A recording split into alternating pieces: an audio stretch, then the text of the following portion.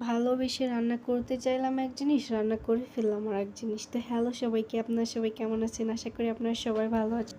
টাকাগুলো নিয়ে ঢ্যাং ঢ্যাং করতে করতে তো বাসা থেকে বের হয়ে পড়লাম। কোথায় যাচ্ছি শুনুন তাহলে। আমি একটা পার্সেল অর্ডার করেছিলাম, তো সেই পার্সেলটা চলে এসেছে। তো সেটাই আনতে যাচ্ছিলাম, আর গুড়ি গুড়ি করে বৃষ্টি পড়তেছিল। আর পার্সেল যখন রিসিভ করি না, তখন না বুকের ভিতর ধুপ ধুপ করে।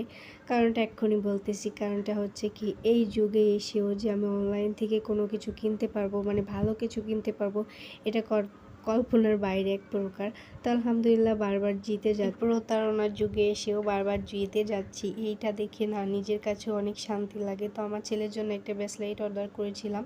তো সাধ্যের ভিতরে যদি ভালো কিছু পাওয়া যায় তাহলে তো ভালোই, তাই না?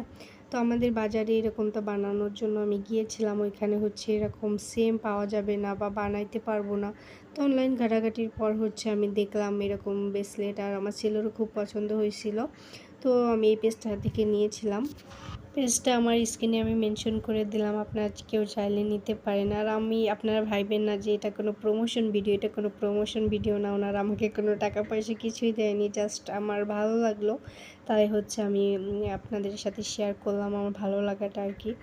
তো তারপর হচ্ছে পার্সেলটা রিসিভ করার পর আমার ছেলের হাতে পরিয়ে দিলাম, খুব ভালো লাগতেছিল। আর পছন্দের জিনিসটা হোক না কম দাম, তারপরও পছন্দের জিনিসটা যে পেয়েছি, তো সব কিছু মিলে খুব ভালো লাগতেছিল আর কি। এরপর খাওয়া দাওয়া করে একটু বাজারে গিয়েছিলাম, আর চোখের সামনে বোরকাগুলো ছিল, এত ভালো লাগতেছিল। আর আমার কিন্তু খুব বোরকার নেশা। মানুষের তো অনেক কিছুর নেশা থাকে, অনেকের থাকে স্বর্ণ, কত কিছুর। আমার মনে হয় আমার যদি আলমারি ভরা আমার বোরকা থাকবে। আমার খুব ভালো লাগে বোরকা, মানে নতুন নতুন বোরকা পরতে আমার ভীষণ ভালো লাগে। তো বাজার থেকে ঘোরাঘুরির পর একটু টায়ার্ড হয়ে গিয়েছিলাম। এরপর আমি হচ্ছে কিছু কিনে নিলাম একটু বসে খাওয়ার জন্য। তো এখানে ছিল পাওয়ার, তারপর হচ্ছে বাদাম বিস্কিট। এখানে হচ্ছে ব্যাংকে এসেছিলাম, আর ব্যাংকে আসলে তো জানেন অনেক সময় লাগে। দিবি শুনে আসি সরেন দিবি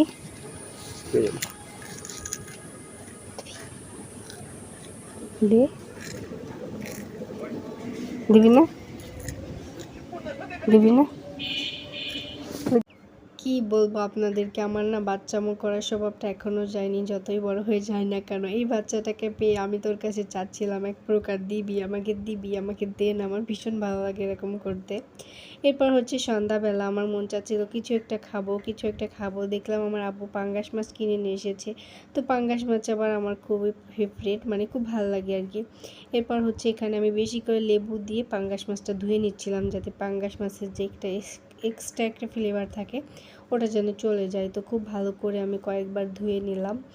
এরপর হচ্ছে আমি পাঙ্গাস মাছগুলো না ছোটো ছোটো পিস করে কেটে নিয়েছিলাম।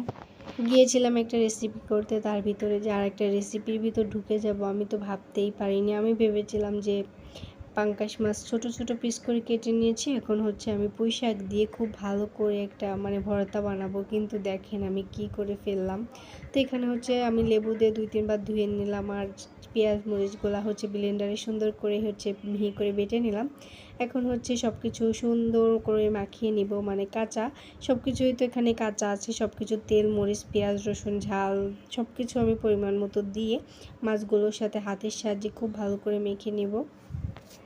আমার আবার যখন যেটা খাইতে মন চায় তখন সেইটাই করতে মন চায়, মানে যখন যেটা খাইতে মন চাবে তখনই খেয়ে নিই, কোনো আগে পিছিয়ে দেখি না আমি। আর আমার মন চাচ্ছিল একটু কিছু খাই, তো ভাবলাম সবার জন্য একটু রান্না করি। তো এই যে রাতের বেলাই হচ্ছে আমাদের গাছে আবার এই পাতাগুলো ছিল, এইখান থেকে আমি কিছু পাতা ছিঁড়ে নিচ্ছিলাম, কারণ আমি যে রেসিপিটা করতে চাচ্ছি এই পাতা না হলে হবেই না। এটা হচ্ছে পুঁই শাকের, মানে পুঁই শাক আর কি।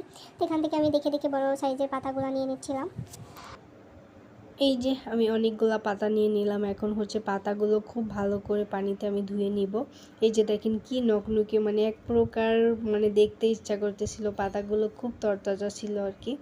তো আমার কাছে মনে হয় মাঝে মাঝে শাকসবজি খাওয়াটা অনেক ভালো। আর এরকম হুটহাট করে কোনো রেসিপি করলে না সত্যি ভালো লাগে। ওইভাবে আয়োজন করে কিছু করলে করার থেকে এরকম হুটহাট করে কিছু করলে বেশি মজা লাগে। তো আমি ভাবতেছিলাম যে পাতাগুলো খুব সুন্দর করে ধুয়ে তারপর হচ্ছে আমি ভিতরে মাছগুলো পেঁচাবো।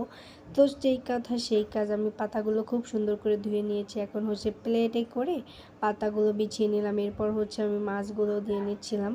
তো এইভাবে করলে না এত মজা লাগে, ভীষণ মজা লাগে। তো এখানে হচ্ছে আমি মানে পরিমাণ মতো মশলাগুলো দিয়ে নিচ্ছিলাম।